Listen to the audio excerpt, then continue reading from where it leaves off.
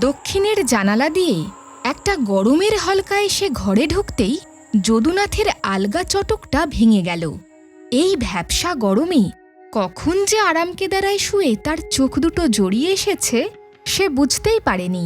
কিন্তু উঠে বসতে গিয়ে যদুনাথ আর উঠতে পারল না। কোমর থেকে পাটা কেমন অবশ লাগছে, তাই আরামকেদারাতেই সে হেলে পড়ল। যদুনাথের স্ত্রী ননিবালা গত হয়েছে বছর 4 হলো। সেই কোন সকালে গুড় মুড়ি আর 2 গ্লাস জল খেয়ে সে চাষের কাজে বেরিয়ে পড়েছিল। বাপ আর ছেলের ছোট সংসার। একমাত্র ছেলে সনাতন সকাল সকাল বেরিয়ে পড়েছে শহর থেকে জমির জন্য সার কিনতে। খেতে পৌঁছে সবে জমিতে হাত দিয়ে মাটি পরীক্ষা করছে যদু। এমন সময় সামনের ধান গাছের গোড়াটা হালকা নড়ে উঠল। সে অবাক চোখে ওদিকে একটু এগিয়ে যেতেই দেখতে পেল একটা ছোট তামার বাক্স। সেটা জড়িয়ে বসে আছে একটা কালকেউটে সাপ। তার মাথা অল্প অল্প দুলছে। এক পা পিছিয়ে আসতেই সাপটা কিছুক্ষণ তার দিকে তাকিয়ে মাথা নামিয়ে চলে গেল। যদুনাথ ভয়ে ভয়ে এদিক ওদিক তাকিয়ে বাক্সটা হাতে নিয়েই প্রায় দৌড়ে ঘরে ফিরে এলো। দরজাটা তাড়াতাড়ি বন্ধ করে বাক্সটায় হালকা চাপ দিতেই ঢাকনাটা খুলে গেল। আর সঙ্গে সঙ্গে একটা তীব্র আলোর রশ্মি গোটা ঘরে ছড়িয়ে পড়ল।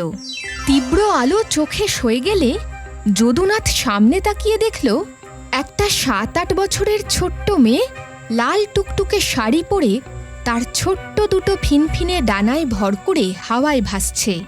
মেয়েটি মিটিমিটি করে হেসে তাকে বলল, আমাকে এই বাক্স থেকে মুক্ত করে অনেক উপকার করলে তুমি। আমি হলাম মধুবনের ফুলপরি। এক দুষ্টতান্ত্রিক মন্ত্র পড়ে আমাকে এই বাক্সতে বন্দি করে রেখেছিল। আজ আমি খুব খুশি তুমি আমাকে পুরনো জীবনে ফিরিয়ে দিয়েছো বলে। তোমাকে আমি একটা বর দিতে চাই। কোনো ইচ্ছা থাকলে আমাকে বলো, আমি পূরণ করে দিচ্ছি।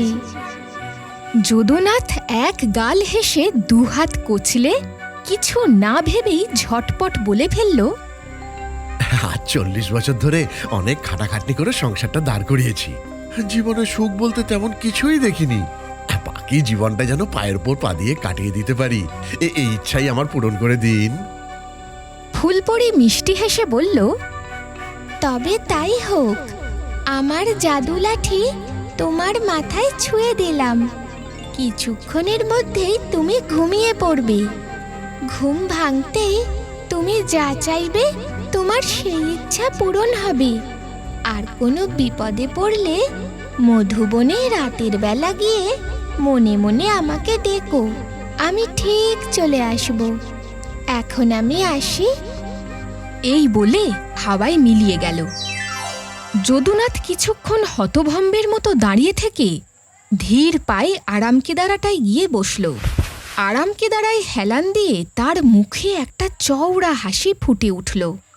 মনে মনে অনেক টাকা পয়সা, ঘড়া ঘড়া সোনার গিনি, 100টা দাসদাসী, রাজপ্রাসাদের মতো বড় বাড়িতে রত্নখচিত পালঙ্কে শুয়ে থাকার কথা ভাবতে ভাবতে আবেশে 2 চোখ তার বুজে এলো। ঘুম ভাঙতেই যদুনাথের খিদে পেট চুঁই চুঁই করতে শুরু করেছে। যদুনাথ একটুও দেরি না করে 1 থালা ভাত, ডাল, কাতলা মাছের কালিয়া আর রসগোল্লার কথা ভাবতেই তার সামনে সমস্ত খাবার এসে হাজির হলো। আরামকেদারা থেকে ঠিক যে মুহূর্তে সে উঠতে যাবে ঠিক তখনই পড়ল মহা বিপদে। কিছুতেই আর উঠতে পারল না। দেখল বাঁ পায়ের উপর ডান পাটা শক্ত হয়ে বসে আছে, যেন 2টো পা কেউ অদৃশ্য দড়ি দিয়ে বেঁধে দিয়েছে। যদুনাথ কাঁদো কাঁদো মুখে অনেকবার চেষ্টা করল আরামকেদারা থেকে উঠে বসার, কিন্তু যতবারই চেষ্টা করল ততবারই বিফল হল। প্রথমে ভাবল সে কোনো রোগে আক্রান্ত হয়েছে। তারপর অনেক চিন্তা করে এর আসল কারণ সে বুঝতে পারল। নিজের দোষেই নিজের এমন বিপদ ডেকে আনায় কপাল চাপড়ানো ছাড়া তার আর কোনো উপায় রইল না। আনন্দের আতিশয্যে ফুলপরীকে সে বলেছিল পায়ের উপর পা দিয়ে যেন বাকি জীবন সুখে কাটিয়ে দিতে পারি। সেই কথাই যে এমন সত্যি হয়ে ফিরে আসবে তা সে ভাবতে পারেনি। সুখ তো এলো, তবে তার সঙ্গে বিপদও এসে হাজির হলো। মনে মনে যদুনাথ ফুলপরীকে ডাকতে ডাকতে হাউমাউ করে কেঁদে উঠল। আমার ঘাট হয়েছে, আমাকে এই বিপদ থেকে রক্ষা করো। আমার সুখের দরকার নেই, শান্তি হলেই আমি খুশি। আর কখনো সুখের কথা বলবো না আমি। অতি লোভে আমার তাঁতি নষ্ট হয়েছে। কিন্তু কোনো সুরাহা হলো না। বিকেলে সনাতন ফিরে এসে বাবার এই অবস্থা দেখে কাচুমাচু মুখ করে খাটে ধপ করে বসে পড়ল। তখন যদুনাথ বলল রাতের বেলায় মধুবনে গিয়ে ফুলপরীর কাছে সাহায্য চাইতে। এই কথা শোনা মাত্রই সনাতন আর দেরি না করে সেই তামার বাক্স নিয়ে মধুবনের উদ্দেশ্যে রওনা হল।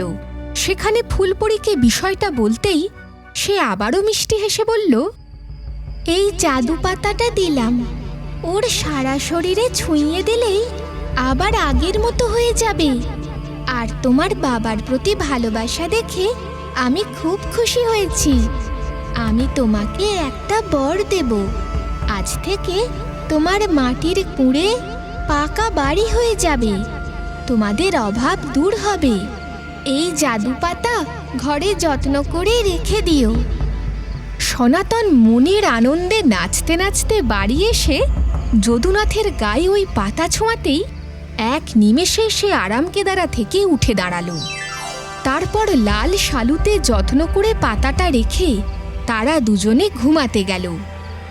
পরদিন সকালে ঘুম থেকে উঠে যদুনাথ আর সনাতন অবাক হয়ে দেখল তাদের ছোট্ট মাটির কুঁড়েটা হয়ে গেছে দোতলা পাকা বাড়ি, আর উঠোনে 7 ঘড়া মোহর বসানো। এরপর থেকে তাদের আর কোনো দুঃখ রইল না।